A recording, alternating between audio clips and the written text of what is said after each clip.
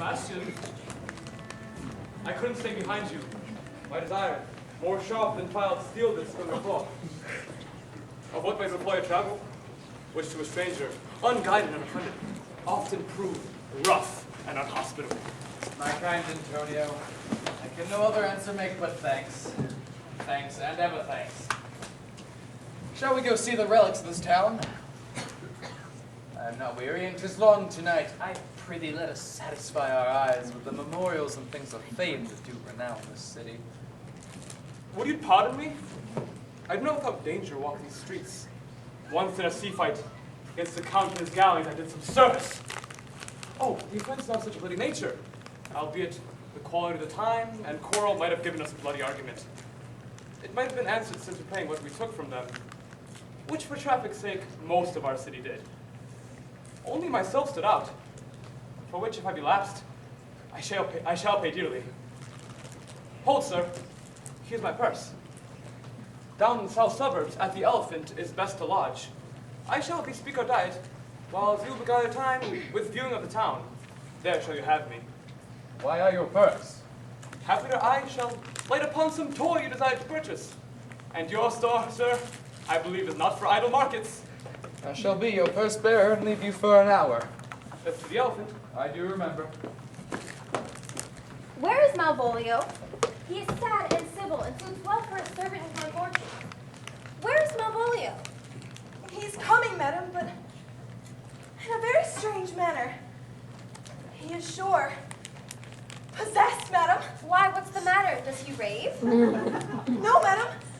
He does nothing but smile. Your ladyship, we're about to have some guard about you.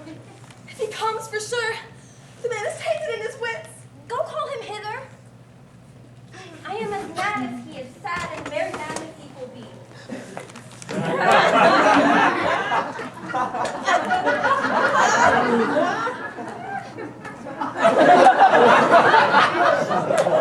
Sweet lady, how? How now, oh!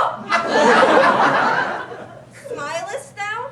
I sent for thee upon a sad occasion. Sad lady, I couldn't be sad. Though this does make some obstruction in the blood, this brass guard ring. But what of that? If it please the eye of one, it is with me as the very true son. 'Tis please one, and please all. Why? How dost thou, man? What is the matter with thee? Lord, black in my mind, very yellow in my legs. It did come to his hand, and command shall be executed. I think we both have a sweet Roman hand. Wilt thou go to bed, Malvolio? To bed? Aye, sweetheart, and I'll come What? Why dost thou smile so and kiss thy hand so oft? How do you, Malvolio? At your request, yes. 9 guild and Sir Doors. Why appear you with this ridiculous boldness before my lady? Be not afraid of greatness. 'Twas well writ. What meanest thou by that, Malvolio? Some are born great. Some achieve greatness. What sayest thou? Some have greatness thrust upon them!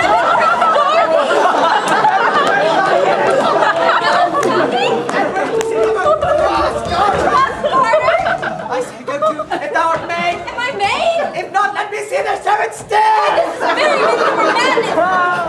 Good Christ, let this fellow be looked to. Where is my cousin Toby? Let some of my people have especial care of him. I would not have him miscarried for the half of my dowry.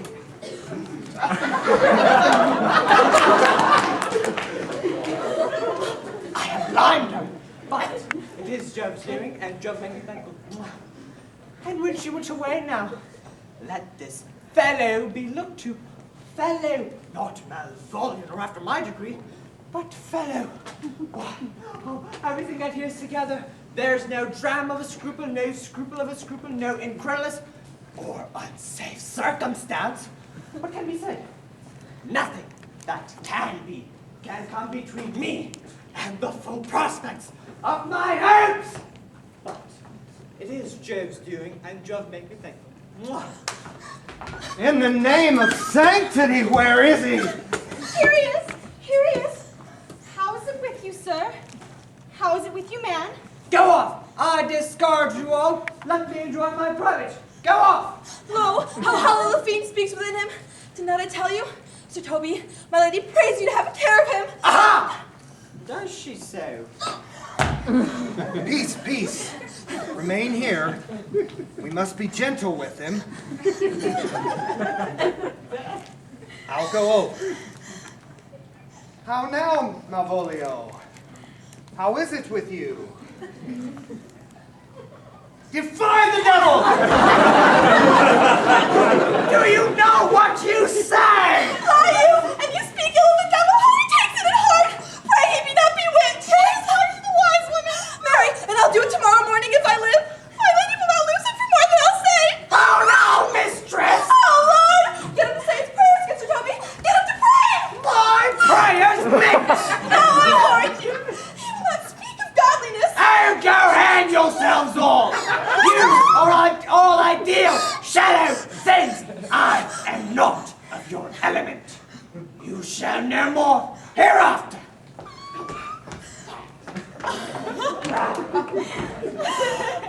Is it possible? If this were to be played upon a stage right now, I could condemn it as an improbable fiction. Nay, pursue him now, lest the device take air and taint. Come, we'll have him in a dark room and bound. My niece already thinks him mad. We'll continue it forward for our pleasure and his penance. Come on. More matter for a May morning. Here's the challenge. Read it. I warrant there's salt and pepper in it. Is it so saucy? Aye, it is. Do but read. Gimme.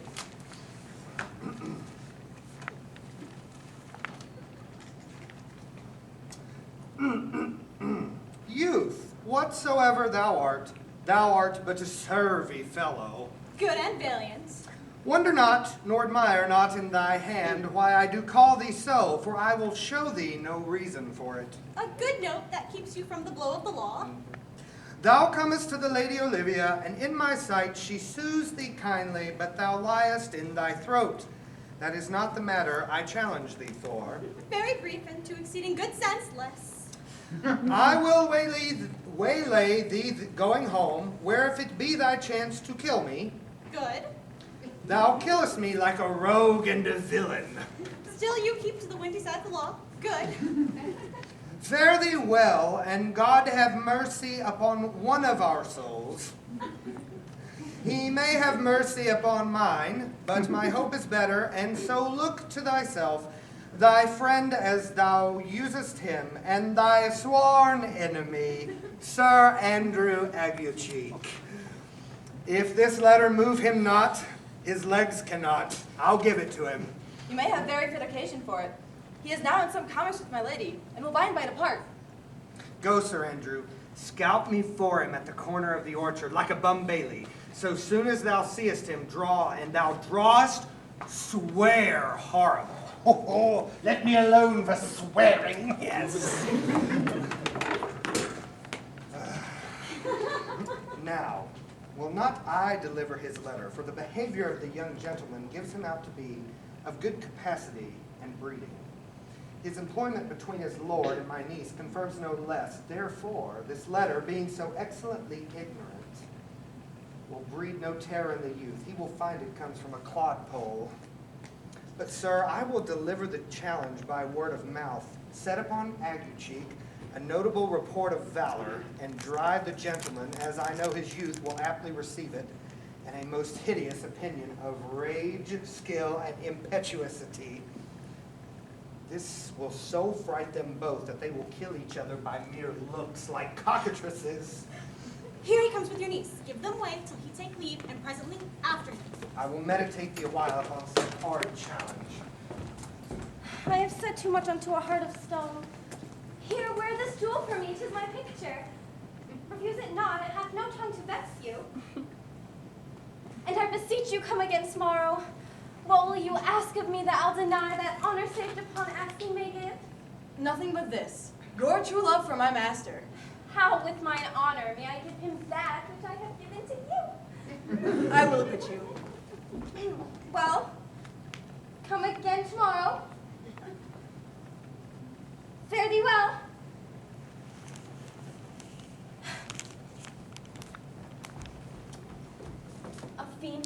he might bear my soul to hell.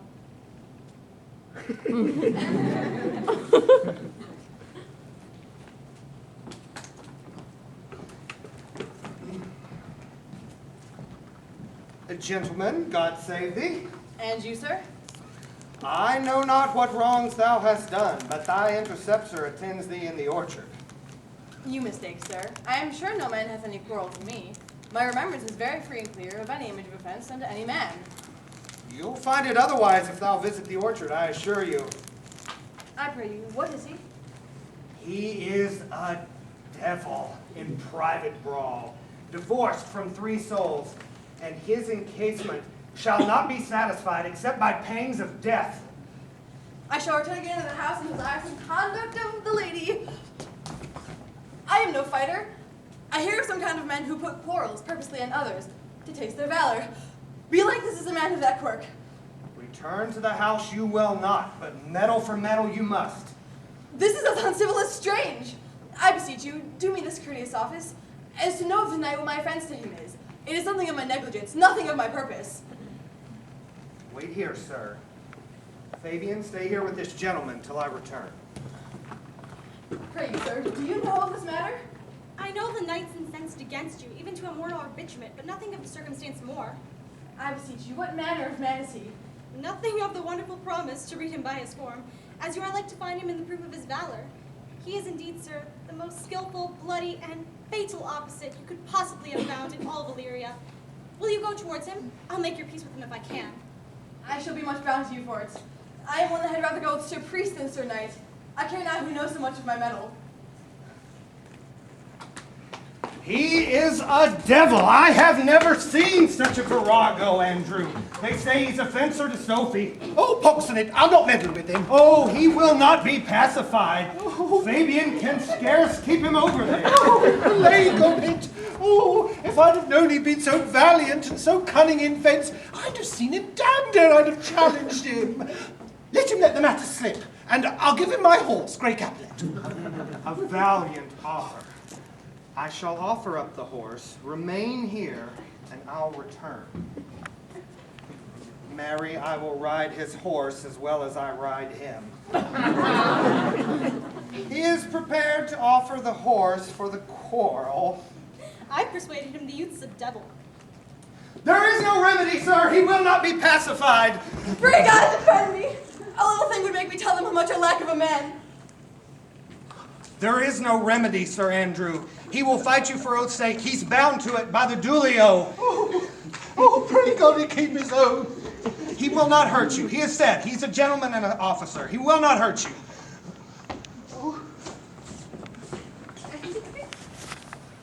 I assure you 'tis against my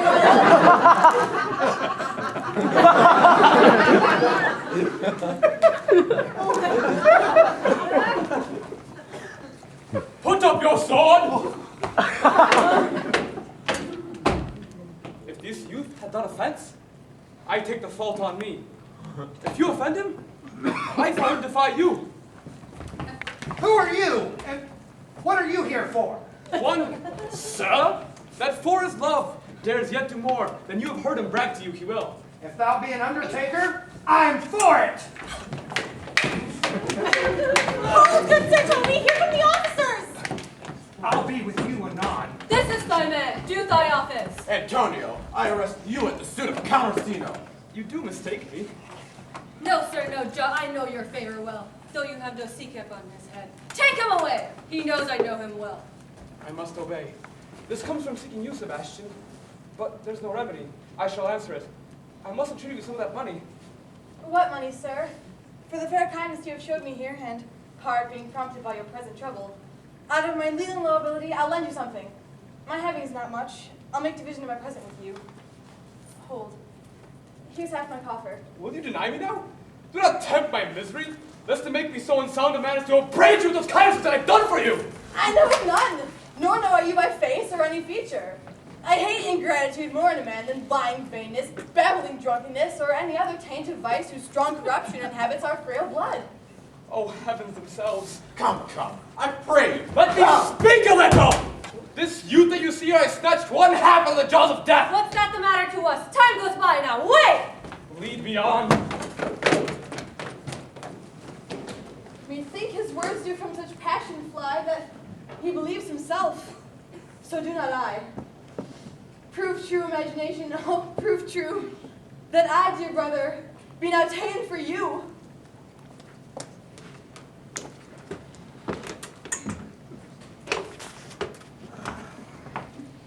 He is a paltry boy, more of a coward than a hare.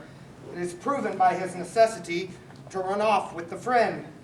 Ask Fabian. A coward, a most devout coward, religious in it. Sit. I'll after him again and beat him. Yes, cuff him, but do not draw thy sword. Oh, and I do not. Come, let's see the event. I shall not bet any money on it yet. Will you make me believe I'm not sent for you? Go to, thou art a foolish fellow. Let me be clear of thee. Well, how about it, faith? No, I do not know you, nor are you not sent to me by my lady to bid you come speak with her, nor are you not Master Cesario, nor is this not my nose. Nothing that is so. I prithee, foolish Greek, vent thy folly somewhere else. Thou knowest not me. Vent thy folly? He has heard this word from some great man and now applies it to a fool. Vent thy folly. I'm afraid that this great lubber the world will prove cockney. Ungird thy strangeness and tell me what I shall vent to my lady. Shall I vent to her that thou art coming? I prithee, foolish Greek, depart from me. There's money for thee. If you tarry longer, I shall give worse payment. Have I met you again? Well, there's for thee. Why, there's for thee, and there, Hold, sir! all the people Hold, there! sir! I'll throw the dagger o'er your house. This I will tell my lady straight. I will not be in some of your coats for tuppence. Let go thy hand. Come on, sir, hold. I will be free of thee. What wouldst thou now? If thou darest tempt me further, draw thy sword! Put up thy irons. Thou art made of a flesh, and I'll have an ounce of Malport blood from thee. Hold, Toby, on my life, I curse thee, hold! Will it be ever thus, ungracious wretch, fit for the mountains and the barbarous caves where manners never were preached? Out of my sight! Be not offended, dear Cesario. Ruth, be gone!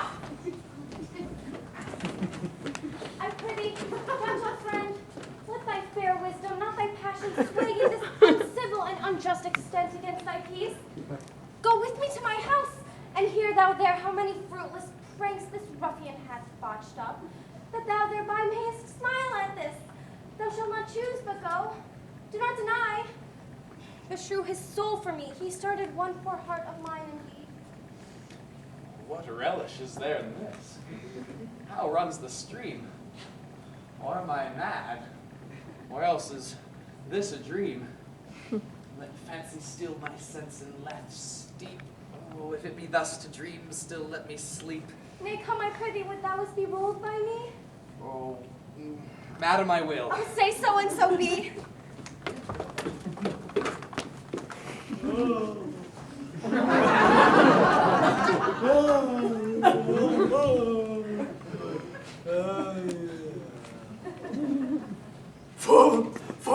Fool, I say. Who calls? Fool, help me to a candle, light, ink, and paper, as I am a gentleman.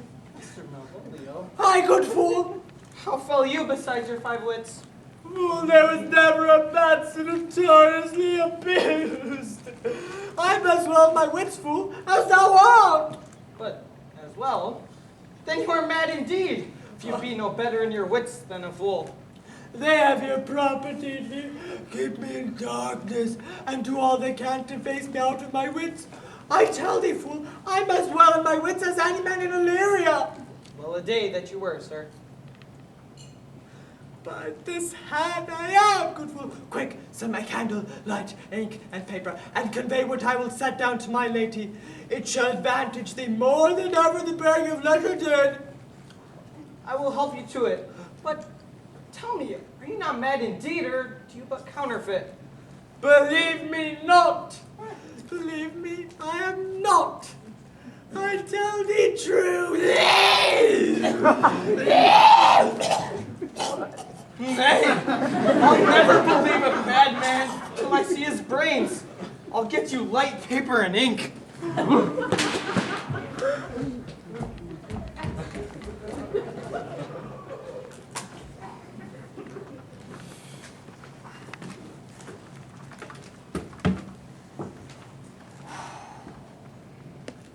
This is the hair. That is the glorious sun. This pearl she gave me, I do feel it and see it. Though it is wonder that enwraps me thus, yet 'tis not madness. Yet doth this accident and flood of fortune so far exceed all instance, all discourse, that I am ready to distrust mine eyes and wrangle with my reason that persuades me to any other truth but that I am mad. Or the lady's mad. Yet if it were so, she could not sway her house, command her followers, give and take back affairs in their dispatch with such a smooth, discreet, and stable bearing as I perceive she does. There's something in it that is deceivable. But here the lady comes.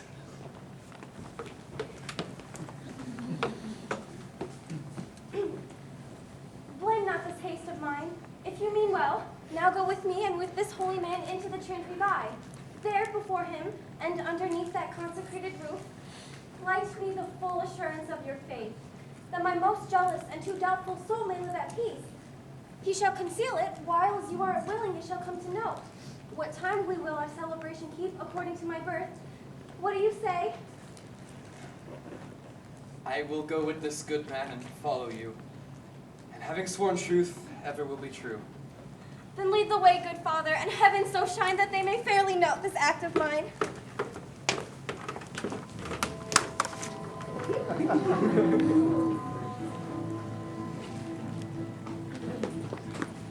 Now if thou lovest me, let me see that letter. Good Mistress Fabian, grant me another request. Anything? Do not desire to see this letter. That is to give a dog, and in recompense, desire my dog again.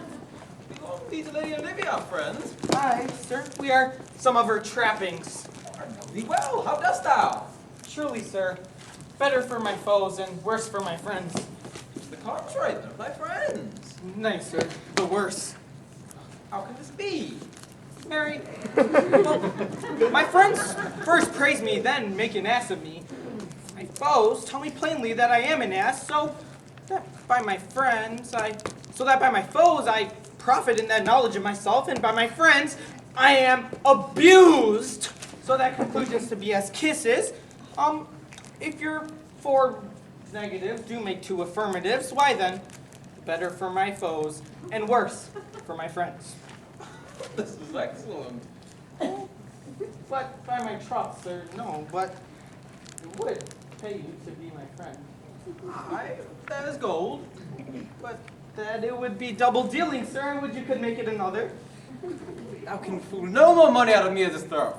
But if you will tell your lady I am here to speak with her and bring her along with you, it may awaken my bounties further. Let your bounty take a nap. I will awake it anon. Now let me see his letter! Here comes the man, sir, that did rescue me.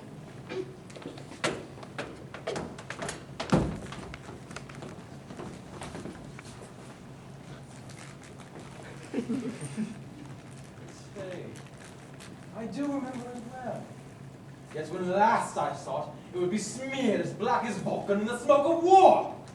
A bubbling vessel was he captain of, and with skillful grapple did he make way with the most noble bottom of our fleet. That very envy and tongue of loss, fight fame and honor on him. What is the matter? Orsino, this is that Antonio that took the phoenix and our crop from Candy, and this is he that did the tiger board when your young nephew Titus lost his life. And here in the streets, desperate of shame and state, in midst of private revel, did we apprehend him. He did me kindness, sir, drew on my side, but in conclusion put strange speech upon me. I know not 'twas but distraction. Thou notable pirate, of saltwater thief, what foolish role has brought thee to theirs? Who, in terms so bloody, so dear, has made thine enemies?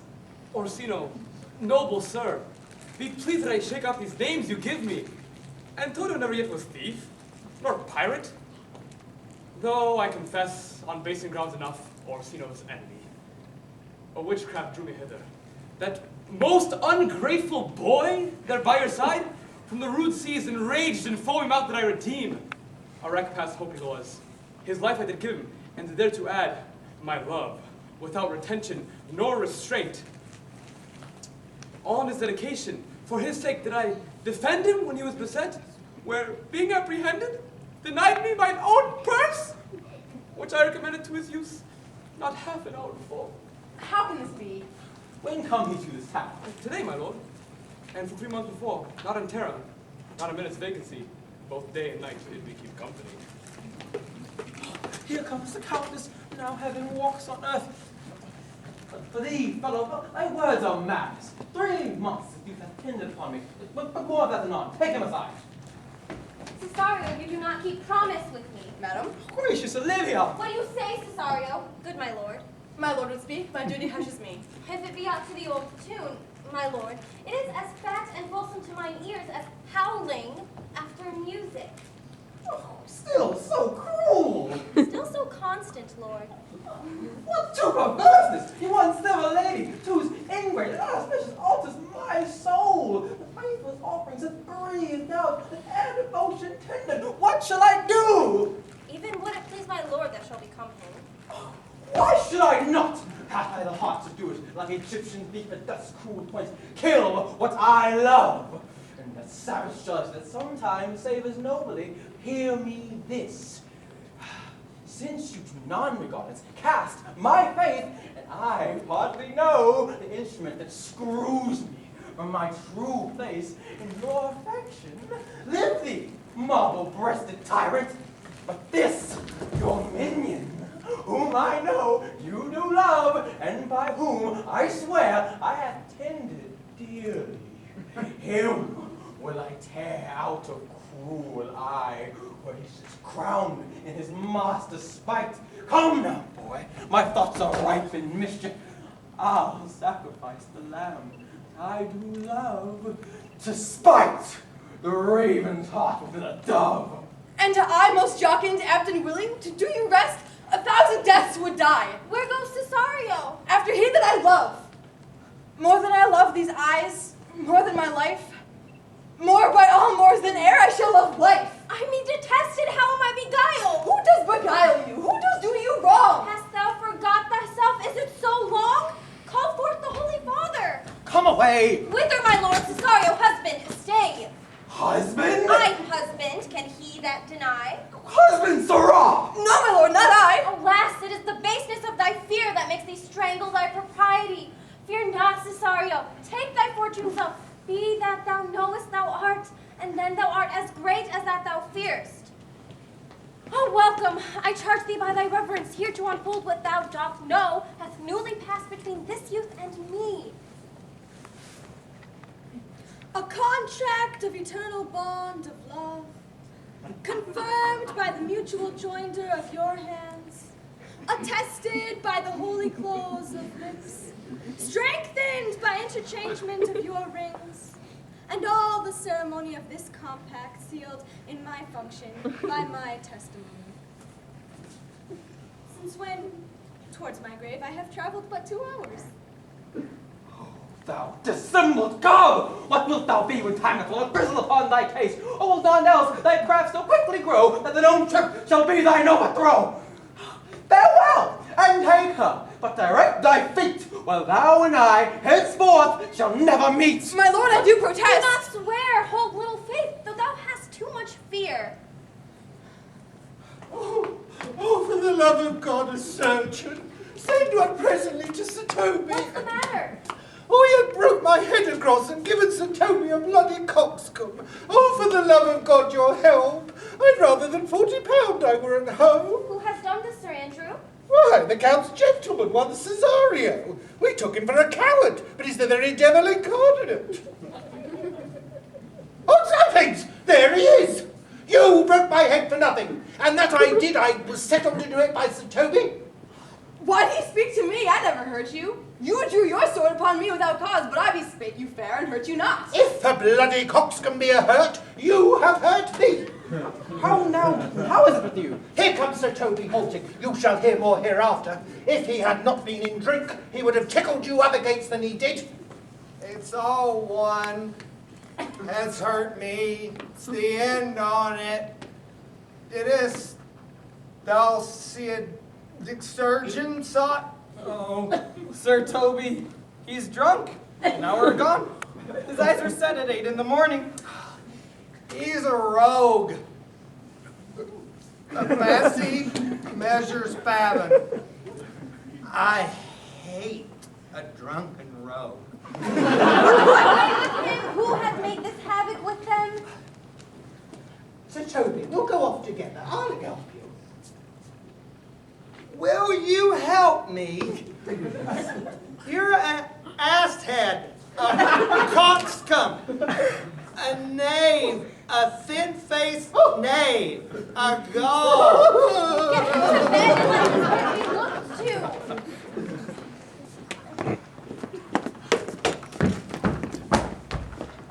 I am sorry, madam. I have hurt your kinsman. Pardon me, sweet one, even for the vows we made each other, but so late ago. One face, one voice, one heart, two persons, a natural perspective that is and is not. Antonio! Oh, my dear Antonio, how have the hours racked and tortured me since I lost thee? Sebastian, are you? Fearest thou that, Antonio? How have you made division of yourself? An apple, cleft in two, is not more twin than these two creatures. Which is Sebastian? Most wonderful. Do I stand there? I never had a brother, nor can there be that deity in my nature of here and everywhere. I had a sister whom the blind waves and surges have devoured. Of charity, what kin are you to me? What countryman, what name, what parentage?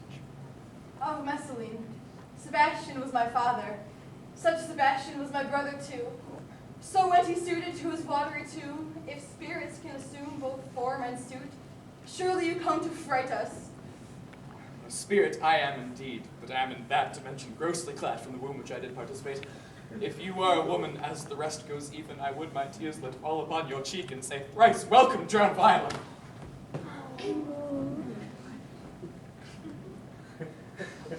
So comes it, madam, you have been mistook. But nature to her bias drew in that you would have been contracted to a maid. Nor therein are you by my life deceived. You are betrothed both to maid and man. If this be so, as if the glass seems true, and I shall have share in this most happy of wreck. Boy, thou hast told me 1,000 times thou never shouldst love a woman like to me. And all those sayings will I overswear. And all those swearings keep as true in soul as doth that orbed fire the continent that severs day from night. And give me thy hand, and let me see in that woman's weeds. The captain that did bring me first on shore hath my maid's garments. He upon some action is now in durance at Malvolio's suit, a gentleman and follower of my lady's. He shall enlarge him. And yet, now I remember they say, poor gentleman, he's much distressed. How does he, sirrah? Truly, madam, he has here writ a letter to you. I should have delivered it to you today morning, but as a man's epistles are no gospels, it skills not much when they are delivered. Open it and read it. Look then to be well edified when the fool delivers the madman. Oh, no! Art thou mad? No, I do but read madness, and your ladyship should have it as it ought to be. You must allow vox. Read it thy right wits. So I do, Madonna, but to read his right wits is to read thus, therefore perpend. Read it to you, Fabian. By the Lord, madam, you wrong me, and the world shall know it. Though you have put me into darkness and given your drunken cousin rule over me, yet have I the benefit of my senses as well as your ladyship.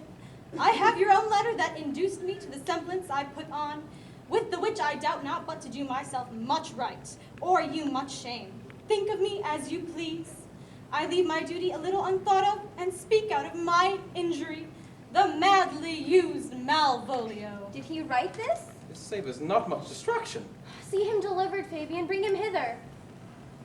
My lord, so please you, these things further thought on, to think me as well a sister as a wife.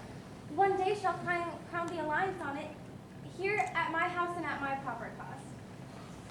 Madam, I am most apt to embrace your offer.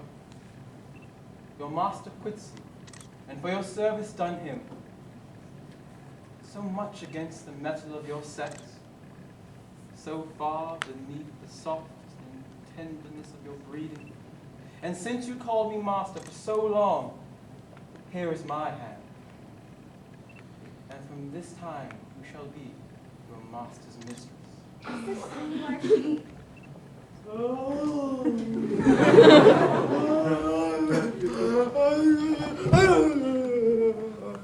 Is this the madman? Hi, my lord, this same. How now, Malvolio? Madam, you have done me wrong. Notorious wrong. Have I, Malvolio? No. Lady, you have. Pray you peruse this letter. You must not deny it is your hand. Write from it, if you can, in hand or phrase, or say it is not your seal, not your invention. You can say none of this. Well, grant it then, and tell me in the modesty of honor, why have you given me such clear lights of favor? Bade me come smiling and cross-gartered to you? To put on yellow stockings and to frown upon so terribly in the larger people? And I think this an obedient hope. Why have you summoned me to be imprisoned? And bade me the most notorious deck and gall that they are mentioned played on? Tell me why! Alas, Malvolio, this is not my writing, though I confess much like the character. But out of the question, 'tis Mariah's hand. And now I do bethink me, it was she who first told me that thou wast mad, and then camest in smiling, and in such forms which here were presupposed upon thee in the letter. Prithee be content. This practice hath most shrewdly passed upon thee.